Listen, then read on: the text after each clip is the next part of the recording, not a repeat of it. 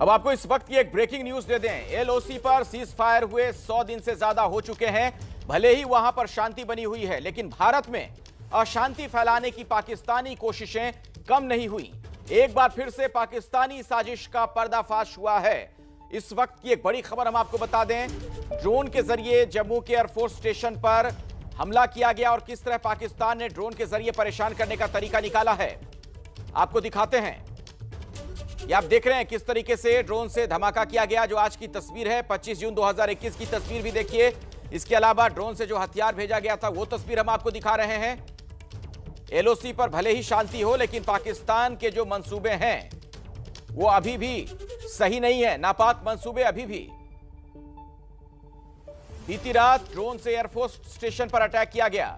वो लगातार ड्रोन से हथियार भारत में भेजता है पाकिस्तान। ये पिछले साल की तस्वीरें हैं जब उसने भारी मात्रा में हथियार ड्रोन से भारत में ड्रॉप करवाए थे। अभी 25 जून को ही बीएसएफ ने पाकिस्तान की एक बड़ी साजिश को नाकाम कर दिया।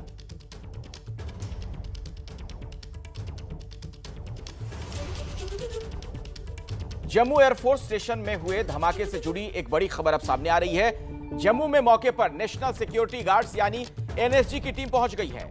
इससे पहले एनआईए की टीम भी जांच के लिए पहुंची थी और अब एनएसजी की टीम भी वहां पर पहुंची है।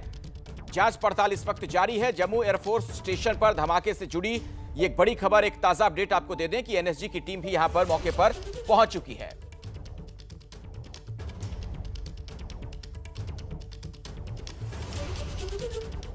और इसी खबर पर बात करने के लिए हमारे साथ जम्मू से हमारे संवाददाता अजय बाचलू जुड़ गए हैं। श्रीनगर से आसिफ कुरैशी भी हमारे साथ मौजूद हैं। अजय, आपके पास मैं आना चाहूंगा और जो इस वक्त की ताजा जानकारी मिल रही है कि एनएसजी की टीम भी वहां पहुंची है जांच पड़ताल के लिए, उससे जुड़ी कुछ और जानकारी, कुछ और अपडेट है आपके पास? जी, लगातार जिस तरह से शनिवार और रविवार की दरमियानी रात को जम्मू के एयरफोर्स स्टेशन में यह हमला हुआ है, ड्रोन से जिस हमले को अंजाम दिया पाकिस्तान ने, लगातार अब भारत की यही रणनीति है कि इस हमले की जड़ तक पहुंचा जा सके और उन लोगों तक पहुंचा जा सके जिन्होंने इस हमले को अंजाम दिया। इसके लिए भारत सरकार लगातार इस जांच के दायरे को बढ़ा रही है। सबसे पहले हमने देखा कि जम्मू कश्मीर पुलिस की forensic team bomb disposal squad यहां पर पहुंचे थे। उन्होंने जांच को किया, शुरुआती जांच उन्होंने की। उसके बाद एनआईए की टीमें यहां पहुंची और एनआईए की टीम लगातार अभी भी इस एयरफोर्स स्टेशन के अंदर ही है और लगातार सबूत जुटाने की कोशिश की जा रही है। वो सबूत जो भारत के लिए काफ़ी महत्वपूर्ण हो सकते हैं कि किस तरह पाकिस्तान एक तरफ तो एलओसी और अंतर्राष्ट्रीय सीमा पर युद्धबंदी की जो युद्ध विराम हुआ है उसका सम्मान करने की बात कहता है और दूसरी तरफ किस तरह से पाकिस्तान लगातार जम्मू कश्मीर में अशांति फैलाने के नए नए तरीके रच रहा है। इसके बाद एनआईए के बाद यहाँ पर जो है नेशनल जो सिक्योरिटी है वो यहाँ पर पहुंची है और अभी हमने एनएसजी के कमांडोज यहाँ देखे। एनएसजी के कुछ कमांडोज इसी एयरफोर्स स्टेशन में रश हुए हैं। लगातार वही तस्वीरें इस वक्त हमारे दर्शक देख भी रहे हैं। अजय, जो आप जानकारी दे रहे हैं, बीच में मैं आपको रोक रहा हूं, अपनी बात आप जारी रखिएगा, लेकिन जरा दर्शकों को बता दें जो एनएसजी की टीम पहुंची है उसी दौरान की ये तस्वीरें एबीपी न्यूज पर हमारे दर्शक देख रहे हैं। जी अजय, अपनी बात पूरी कर लीजिए। मैं कह रहा हूं कि लगातार अब भारत इस मौके को छोड़ना नहीं चाहता और पाकिस्तान को एक्सपोज करने का एक बहुत बड़ा मौका भारत के हाथ लगा है। लगातार अब सबूत जुटाने की बात की जा रही है और किसी भी सबूत को कोई सबूत अनदेखा न रह जाए, इसके लिए मल्टीपल एजेंसीज को यहां बुलाया गया है। एनआईए है, उसके बाद यहां पर अब एनएसजी के कमांडोज को भेजा गया है।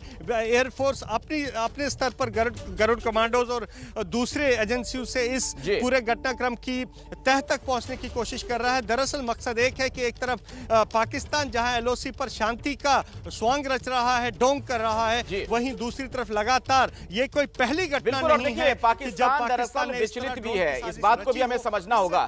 आसिफ, इस सवाल के साथ मैं आपके पास आ रहा हूं। श्रीनगर में आप मौजूद हैं। दरअसल जिस तरीके से प्रधानमंत्री मोदी की अध्यक्षता में जम्मू कश्मीर के नेताओं की एक बैठक हुई, सर्वदलीय बैठक हुई, कहीं ना कहीं पाकिस्तान इससे विचलित है, परेशान है, घबराया हुआ है, डरा हुआ है और ये एक बड़ी वजह है कि अचानक से उसकी हरकतें तेज हो गई। अखिलेश, देखिए, ये मानना कतई बेवकूफ़ी होगी कि पाकिस्तान अपने जो रणनीति है जम्मू कश्मीर को लेकर उसको 100% रोक देगा। यानी भले ही पाकिस्तानी सेना ने LOC पर युद्ध विराम को माना हो और युद्ध विराम 100 दिनों से ज़्यादा दिनों से चालू भी रहा हो, सेना के जो GOC हैं 15th कोर के, उनकी तरफ से साफ कहा गया है। अभी कल ही उनकी प्रेस के साथ बात हुई थी, उनमें कहा था कि जीरो इन्फिल्ट्रेशन है, यानी कोई भी घुसपैठ सरहद से नहीं हुई है। लेकिन यहीं पे सतर्कता बरतने की जरूरत है, क्योंकि पिछले 3 सालों से लगातार अगर हम देख रहे हैं जो जम्मू कश्मीर में सक्रिय मिलिटेंट संगठन है या फिर पाकिस्तानी सेना की तरफ से जिनको मदद दी जा रही है, वो ड्रोन टेक्नोलॉजी का ज्यादा इस्तेमाल करने लगे हैं। भले ही पाकिस्तान जम्मू के अंतर्राष्ट्रीय सीमा में सांबा या कठुआ सेक्टर में हो या फिर LOC में हो, जबकि अभी शुक्रवार को ही सेना ने टंगडार सेक्टर में एक AK-47 30 करोड़ की हेरोइन और कुछ और गोला बारूद पकड़ा था, जो कि ड्रोन के जरिए ही सरहद पार भेजा गया था। और जो आज हमला जम्मू में हुआ है वो इसी ड्रोन टेक्नोलॉजी का नेक्स्ट स्टेप है जो मिलिटेंट यहां पे यूज करने लगे हैं, क्योंकि अभी तक केवल हथियारों की घुसपैठ कराने के लिए ही ड्रोन टेक्नोलॉजी इस्तेमाल हो रही थी। अब सीधे के सीधे जो हमले हो रहे हैं और ये बड़ी चुनौती है हमारी तमाम एजेंसीज के लिए भी। बहुत बहुत शुक्रिया आसिफ इस जानकारी के लिए आपका। अजय बचलू भी हमारे साथ जुड़े हुए थे, आपका भी अजय बहुत बहुत धन्यवाद। जम्मू एयरफोर्स स्टेशन पर जो धमाका हुआ है उसमें अब खुलासा यह भी हुआ है कि अपने असली टारगेट्स को मिस कर दिए इस धमाके में जिन लोगों की यह साजिश थी। यानी टारगेट कुछ और था और वो कहीं और जाकर गिरे। अगर ये अपने असली टारगेट पर गिरते तो बड़ा नुकसान हो सकता था।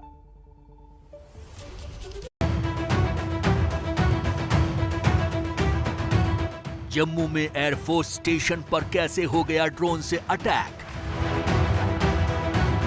क्या भारतीय सैन्य ठिकानों पर यह किसी बड़े हमले की टेस्टिंग थी? आखिर ड्रोन हमले की भनक इस बेहद सुरक्षित सैन्य ठिकानों को क्यों नहीं लगी? इनके जवाब इसलिए जरूरी हैं क्योंकि सवाल देश की सुरक्षा का है। इनके जवाब इसलिए जरूरी हैं क्योंकि सवाल देश की सुरक्षा में लगे हमारे जवानों का है। इनके जवाब इसलिए जरूरी हैं क्योंकि सवाल भारत के सम्मान का है। जिस इलाके में एयरफोर्स स्टेशन परिसर के जिस इलाके में ये धमाका हुआ उसे टेक्निकल एरिया कहा जाता है। टेक्निकल एरिया वो इलाका है इस एयरफोर्स स्टेशन का जहां पर बहुत महत्वपूर्ण एसेट्स इस एयरफोर्स स्टेशन के रखे हैं। उन एसेट्स में हैंगर्स हैं, उन एसेट्स में MI-17 हेलीकॉप्टर्स हैं, उन एसेट्स में ATC की बिल्डिंग है और कुछ अन्य महत्वपूर्ण एसेट्स जो यहाँ पर हवाई निगरानी के लिए एयर कंट्रोल ट्रैफिक जो है उसकी निगरानी, और साथ साथ में क्योंकि ये पाकिस्तान से लगता हुआ बॉर्डर है और पाकिस्तान लगातार सीमा से ड्रोन उड़ाने की साजिशें कर रहा है, ऐसे एयर एक्टिविटीज़ को डिटेक्ट करने के लिए यहाँ पर इक्विपमेंट लगे हैं। तो अगर ये मूवमेंट्स हुई हैं हवा में और ड्रोन पहुंचे हैं तो वो कंट्रोल में जो उस समय लोग बैठे थे उनकी नज़र में ये क्यों नहीं आया? छत में ये जो छेद आपको नजर आ रहा है वो इसी हमले का सबूत है। अब आप सोचिए कि जब करीब 4 इंच मोटी कंक्रीट की छत का ये हाल हुआ है तो अगर ये हमला भीड़ भाड़ के बीच किया गया होता तो क्या होता? खुफिया एजेंसियों के मुताबिक इस हमले का पहला टारगेट एयर ट्रैफिक कंट्रोल था। दूसरा टारगेट था करीब ही पार्क किए गए वायुसेना के MI-17 हेलीकॉप्टर्स। दोनों टारगेट पर हमला करने में नाकामी मिली। जानकारी के मुताबिक एक ड्रोन में करीब 5 किलो TNT विस्फोटक था, दूसरे ड्रोन में इससे कम वजन का विस्फोटक मौजूद था। अभी तक माना यही जा रहा है कि हमले में ड्रोन का इस्तेमाल हुआ है। वैसे भी पाकिस्तान पिछले लंबे वक्त से भारत के खिलाफ इसी तरह के ड्रोन्स का इस्तेमाल करता आ रहा है। लगातार पाकिस्तान जो है वो अंतर्राष्ट्रीय सीमा और LOC से लगातार ड्रोन उड़ा रहा है और इस बाबत जो सुरक्षा एजेंसियां हैं उन्होंने लगातार इस बात की पहले से चेतावनी दे रखी थी कि पाकिस्तान अंतर्राष्ट्रीय सीमा से न केवल हथियार और गोला बारूद ट्रांसफर करने के लिए, उन्हें इन्फिल्ट्रेट कराने के लिए ड्रोन का इस्तेमाल कर सकता है, बल्कि आतंकी इन ड्रोन्स का इस्तेमाल किसी धमाके को या किसी सुरक्षित बिल्डिंग्स को या सैन्य ठिकानों को निशाना बनाने के लिए कर सकते हैं। तो ऐसे में इतने बड़े अलर्ट को नजरअंदाज कैसे किया गया? रात के करीब 2 बजे पहला हमला एक इमारत की छत पर हुआ, दूसरा खुली जगह में हुआ हालांकि हमला हल्का था, लेकिन इससे इसकी गंभीरता को कम नहीं आंकना चाहिए। जांच के लिए एनआईए की टीम यहां पहुंची। इसके अलावा पूरे इलाके में सर्च ऑपरेशन भी किया जा रहा है। चूंकि मामला बेहद संवेदनशील है, इसलिए जांच की जिम्मेदारी स्पेशल फोर्सेस को भी दी गई है। इस तरह के हमलों और इससे जुड़ी जांच में स्पेशल फोर्सेस के ऑपरेटिव्स बेहद माहिर हैं। स्पेशल फोर्सेस की पूरी टीम अपने साजो सामान के साथ यहां पहुंचकर जांच शुरू कर चुकी है। हमले के बाद पूरे जम्मू कश्मीर में हाई अलर्ट घोषित कर दिया गया है, जिसके बाद जम्मू पुलिस को लश्कर के एक आतंकी के पास से करीब 5 से 6 किलो आईईडी बरामद किया गया। एबीपी न्यूज से बात करते हुए जम्मू कश्मीर के डीजीपी दिलबाग सिंह ने बताया कि लश्कर की बड़ी आतंकी साजिश नाकाम। भीड़ वाले इलाके में धमाके की साजिश थी। एयरफोर्स स्टेशन में हुए धमाके में ड्रोन के इस्तेमाल का शक है। डिफेंस एक्सपर्ट्स ने भी इस हमले को बेहद गंभीर माना है। उनके मुताबिक ये बहुत बड़ा थ्रेट है। इससे निपटने के उपाय फौरन किए जाने चाहिए। कल रात पाकिस्तान के द्वारा जम्मू एयरबेस के ऊपर एक ड्रोन अटैक हुआ है। ये काफ़ी से ज़्यादा चिंताजनक और गंभीर इशू है। मेरे मुताबिक it's an act of war by Pakistan. बड़ा लाजमी है कि हिंदुस्तान इसका मुंह तोड़ जवाब दे, बिल्कुल उसी माफिक जैसे पुलवामा और उरी के बाद दिया था। FIR लॉन्च कर दी है UAP के अंदर और इन्वेस्टिगेशन ऑलरेडी ऑन। समय बताएगा कि वास्तव में क्या करेगा हिंदुस्तान। जो एयरपोर्ट है वो बहुत ज़्यादा सेंसिटिव और बहुत सिक्योरिटी वाला एयरपोर्ट है। इसके और एयरफोर्स स्टेशन उसे मैन करती है। इसके अंदर ये ब्लास्ट होना मतलब ये शायद एक बड़े हादसे की खतरे की घंटी भी हो सकती है, लेकिन अच्छा है कि ये लो इंटेंसिटी ब्लास्ट है और हमारे सिक्योरिटी फोर्सेस ये बहुत ज़्यादा सजग हैं। सुरक्षा एजेंसियां भी इस हमले को बहुत ज्यादा गंभीरता से ले रही हैं, लेकिन सवाल वही है कि आखिर इतनी बड़ी चूक कैसे हो गई। ड्रोन से हमला किया गया और किसी को खबर तक नहीं हुई। संवाददाता अजय बाचलू की रिपोर्ट। जम्मू एयरफोर्स स्टेशन पर हुए धमाकों को पाकिस्तान की ड्रोन साजिश बताया जा रहा है। सरहद पार से ड्रोन दुश्मनों का सामना करने के लिए सेना पहले ही कमर कस के तैयार बैठी है और इसके लिए ड्रोन किल सिस्टम्स और अपग्रेडेड ड्रोन प्रोजेक्ट्स पर तेजी से काम हो रहा है। शनिवार रात जम्मू में हुए संभावित ड्रोन हमले ने अब सेना को और भी अलर्ट कर दिया है। एयरफोर्स स्टेशन परिसर के जिस इलाके में ये धमाका हुआ उसे टेक्निकल एरिया कहा जाता है, जहां पर बहुत महत्वपूर्ण एसेट्स इस एयरफोर्स स्टेशन के रखे हैं। क्योंकि ये पाकिस्तान से लगता हुआ बॉर्डर है और पाकिस्तान लगातार सीमा से ड्रोन उड़ाने की साजिशें कर रहा है, ऐसे एयर एक्टिविटीज़ को डिटेक्ट करने के लिए यहाँ पर इक्विपमेंट लगे हैं। तो अगर ये मूवमेंट्स हुई हैं हवा में और ड्रोन पहुँचे हैं तो वो कंट्रोल में जो उस समय लोग बैठे थे उनकी नज़र में ये क्यों नहीं आया। सरहद पार से पाकिस्तान लगातार ड्रोन्स का इस्तेमाल करता रहा है। इससे पहले पाकिस्तान ने ड्रोन के जरिए जासूसी करने की कोशिश की, यानी स्पाइंग के लिए ड्रोन का इस्तेमाल हुआ। ड्रोन के जरिए असलहा बारूद बॉर्डर के इस पार पहुंचाए, यानी डिलीवरी के लिए ड्रोन का इस्तेमाल हुआ। और डिलीवरी के लिए ही ड्रोन का इस्तेमाल ड्रग्स पहुँचाने के लिए भी किया गया। और अब पहली बार ड्रोन्स का इस्तेमाल हमले के लिए हुआ है। लेकिन जम्मू एयरफोर्स स्टेशन पर किस तरह दिया होगा ड्रोन ने इस हमले को अंजाम? किन किन तरीकों से हमले को अंजाम दे सकता है ड्रोन? इसके पीछे 3 थियरीज हो सकती हैं।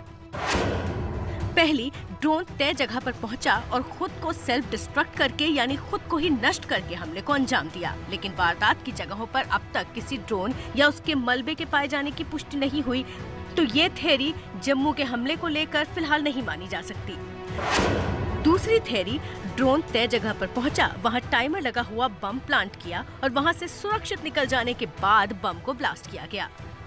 और तीसरी थियरी, जिसकी संभावना सबसे ज्यादा नजर आ रही है, वो है कि ड्रोन ने तय जगह पर पहुंचकर खुद ही धमाके को अंजाम दिया और वहां से सुरक्षित निकल गया। दरअसल किसी भी ड्रोन हमले में होने वाले नुकसान का दायरा इस बात से तय होता है कि उसे अंजाम देने वाला कोई देश है या आतंकी संगठन। ड्रोन हमले हाई ऑल्टीट्यूड से लेकर लो ऑल्टीट्यूड तक अंजाम दिए जाते हैं।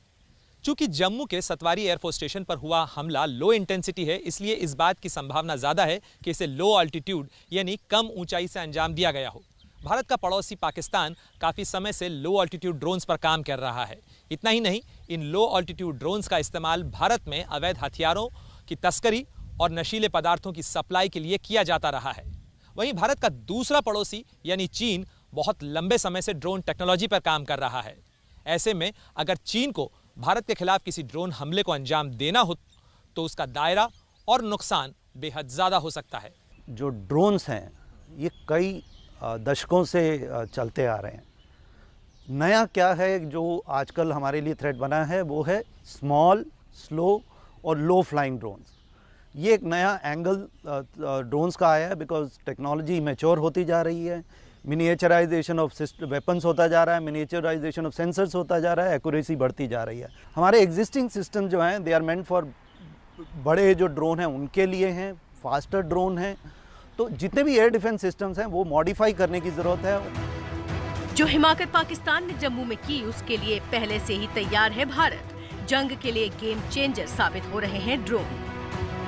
ड्रोन्स और काउंटर ड्रोन्स और यूएवी की अगर हम बात करते हैं तो इसको दो पार्ट में भागा जा सकता है। एक होता है आपकी डोमेस्टिक सर्विसेज को, लेकिन सबसे बड़े अगर इसकी बेस्ट क्वालिटी देखी जाए तो drone is best used for the defence and for the national security purpose. Ladakh के पठारी इलाके में जहां चीनी ड्रोन्स की उड़ानें बढ़ी हैं तो वहीं पाकिस्तान भी लगातार अवैध हथियारों, नशीली दवाओं और जासूसी के लिए इन ड्रोन्स का इस्तेमाल करता जा रहा है।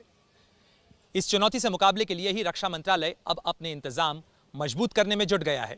इसी कड़ी में सेना मुख्यालय ने हाल ही में ड्रोन किल सिस्टम की खरीद कवायद शुरू की है। इसके तहत एक ऐसा ड्रोन किल सिस्टम खरीदा जाना है जो 4 किलोमीटर के दायरे और 4,500 मीटर की ऊंचाई पर उड़ने वाले किसी भी ड्रोन्स को मार गिराने में सक्षम होगा। Well, the ceasefire so far along the line of control is holding, which is a very positive. But at the same time, we are also witnessing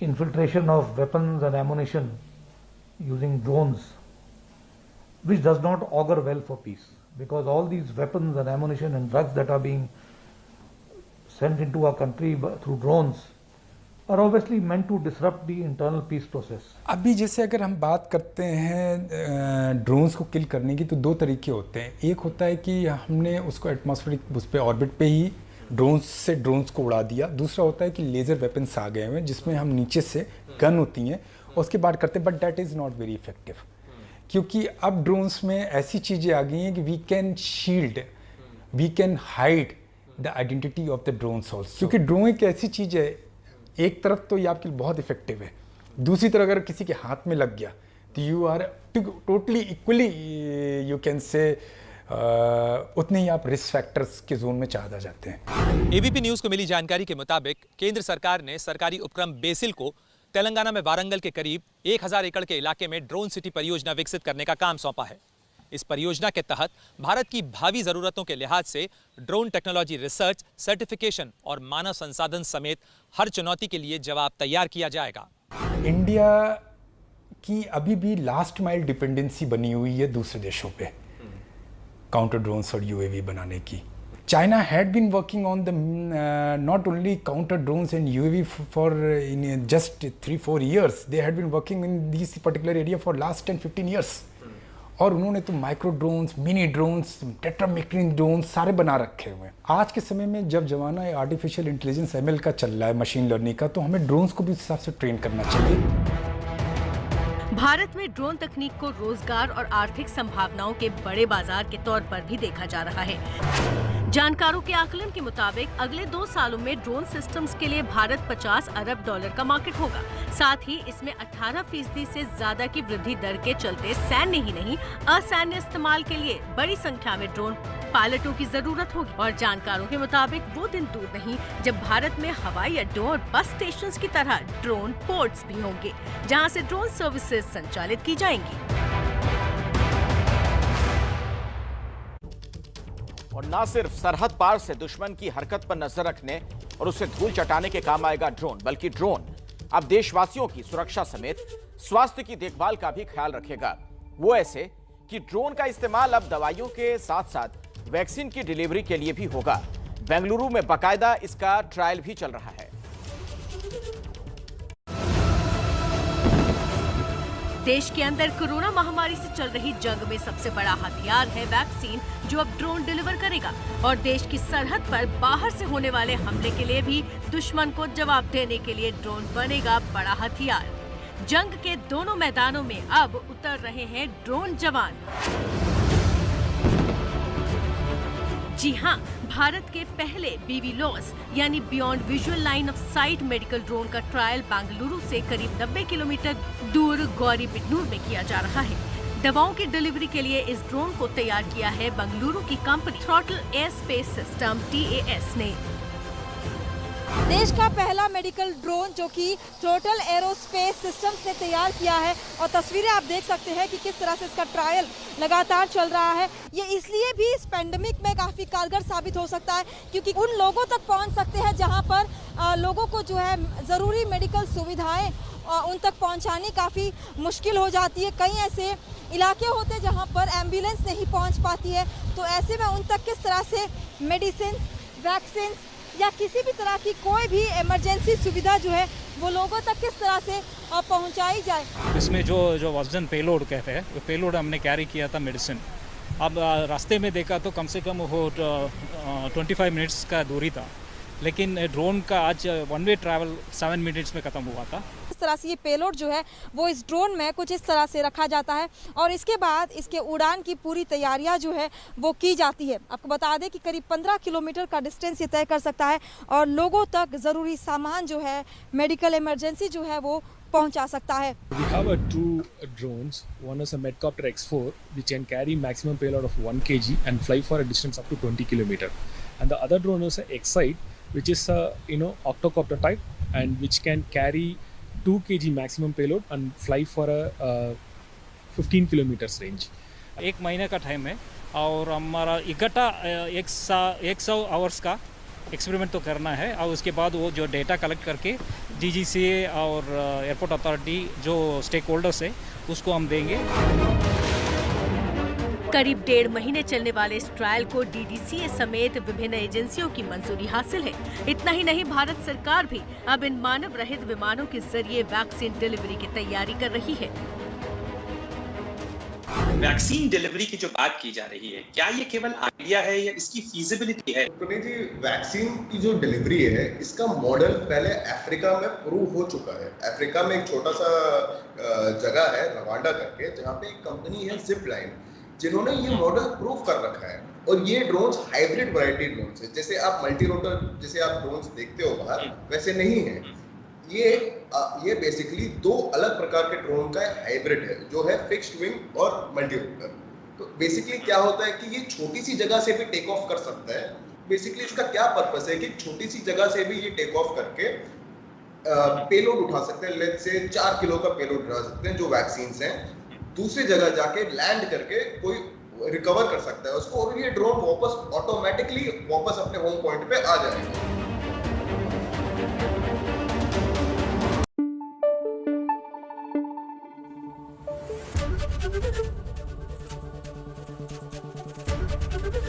ABP news आपको रखे आगे।